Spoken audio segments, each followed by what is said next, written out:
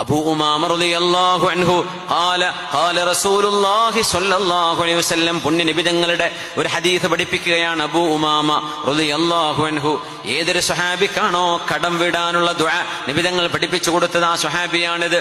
اللهم إني أعوذ بك من الهم والحزن وأعوذ بك من العجز والكسل وأعوذ بك من الجبن والبخل وأعوذ بك من غلبة الدين وقهر الرجال. കടം കൊണ്ട് കുടുങ്ങിയ നേരം അബൂ ഉമാമ റളിയല്ലാഹു അൻഹു പള്ളിയിൽ ഇരിക്കുമ്പോഴല്ലേ നബി തങ്ങൾ ചോദിച്ചത്, അബൂ ഉമാമ എന്താണ് ഈ നേരത്ത്, നിസ്കാരം നടക്കാൻ ഇനിയും സമയമുണ്ടല്ലോ, എന്തേ നിങ്ങൾ ഇപ്പോൾ ഇവിടെ വന്നിരിക്കുന്നത്? ദുയൂനി വഹുമൂമി ലസിമത്നി യാ റസൂലല്ലാഹ്, നബിയെ ഒരുപാട് സങ്കടമുണ്ട്, ഒരുപാട് കടങ്ങളുണ്ട് നബിയെ, അതുകൊണ്ടാണ്.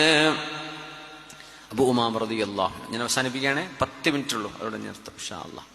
അബൂ ഉമാമ റളിയല്ലാഹു അൻഹു ഹബീബായ നബി തങ്ങളോട് പറഞ്ഞു, നബിയെ സങ്കടമാണ്, കടമുണ്ട്, ദുഃഖങ്ങളുണ്ട് നബിയെ, പുറത്തിറങ്ങാൻ വയ്യ.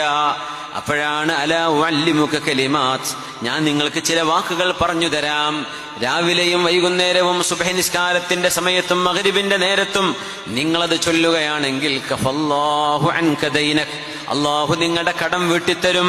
വഅദ്ഹബ ഹമ്മക്, നിങ്ങളുടെ സങ്കടം അല്ലാഹു ഇല്ലായ്മ ചെയ്യുമെന്ന് പറഞ്ഞ് ഔ കമാ ഖാല സ്വല്ലല്ലാഹു അലൈഹി വസല്ലം, ഖുൽ നിങ്ങൾ പറയണം, അല്ലാഹുമ്മ ഇന്നി അഊദു ബിക മിനൽ ഹമ്മി വൽ ഹസൻ വഅഊദു ബിക മിനൽ അജ്സി വൽ കസൽ വഅഊദു ബിക മിനൽ ജുബ്നി വൽ ബുഖൽ വഅഊദു ബിക മിൻ ഗലബത്തിദ് ദൈനി വഖഹരിർ റിജാൽ മിൻ ഗലബത്തിദ് ദൈനി വഖഹരിർ റിജാൽ.